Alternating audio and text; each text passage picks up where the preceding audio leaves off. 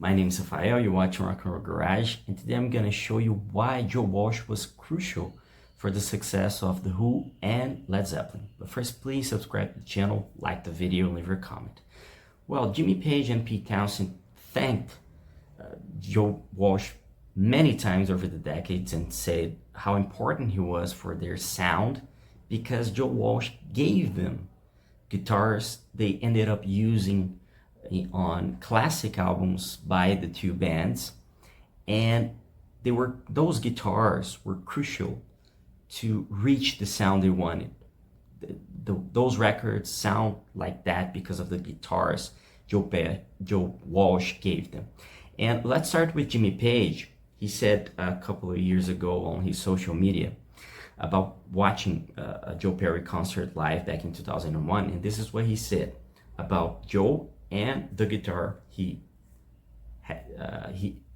actually paid Joe Walsh then, and he said, "I was temporarily living in Miami, Florida, and Joe Walsh was playing at the Gulfstream Park racetrack in 2001.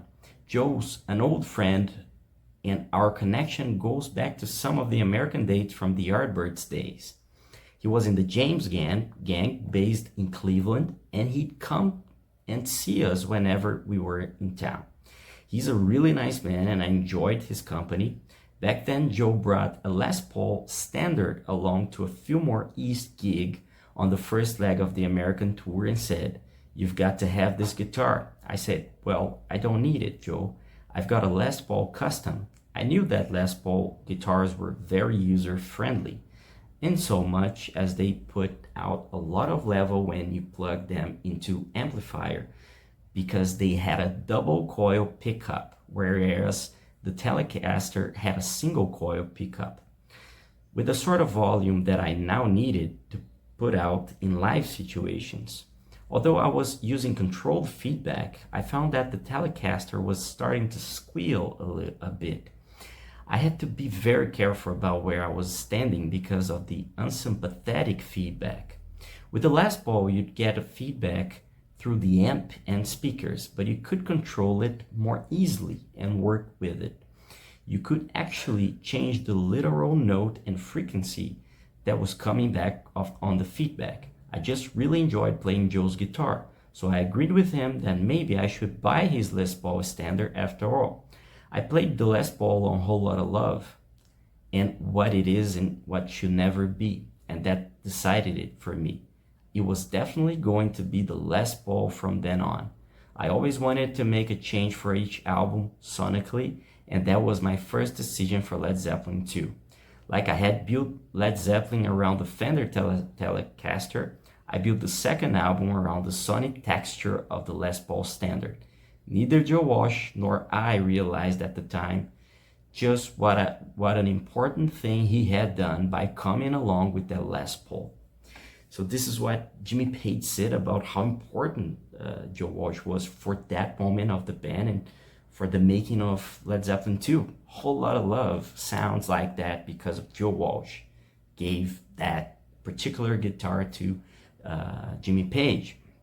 And the interesting thing is that he eventually paid Joe Walsh back, and Joe Walsh recalled this in an interview with Wrong Notes podcast, where he said,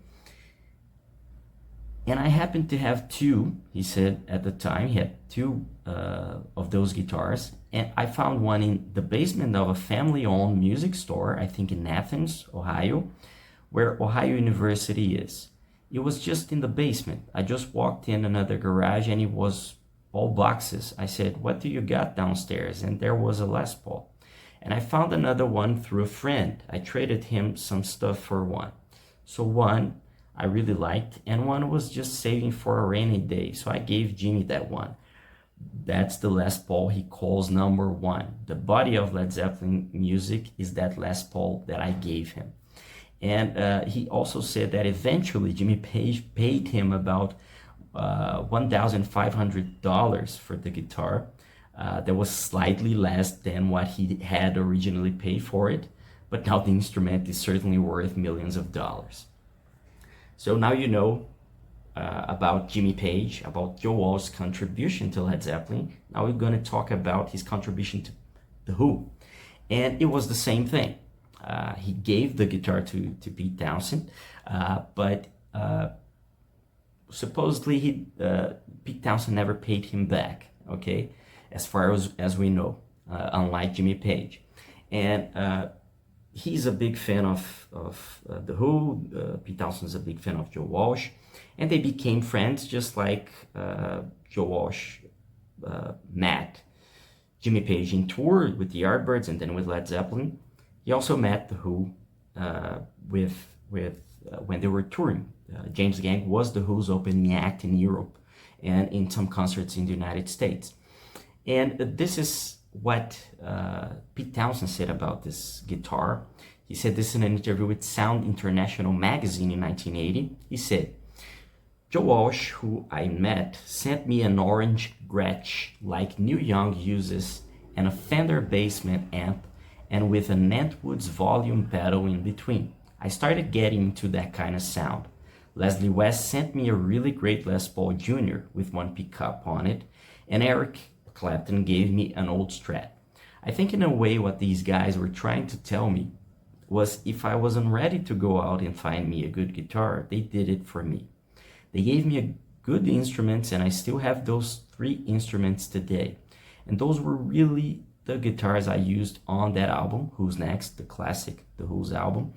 Mainly the solo work on Who's Next was done on the Gretsch Chet Atkins, which is the guitar Joe Walsh gave him.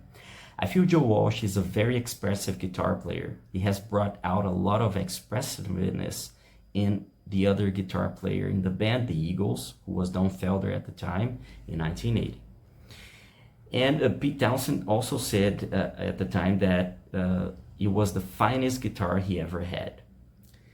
And the interesting thing is that Joe Walsh later on also thanked Pete Townshend for what he learned, becoming a friend and seeing him playing, because he said that Pete was kind of a mentor for him at the time, and Pete explained to him how a trio plays, how a trio should play and should ride together, because although The Who had 4 members, the original lineup, Roger Daltrey was the vocalist. He didn't play any instrument live.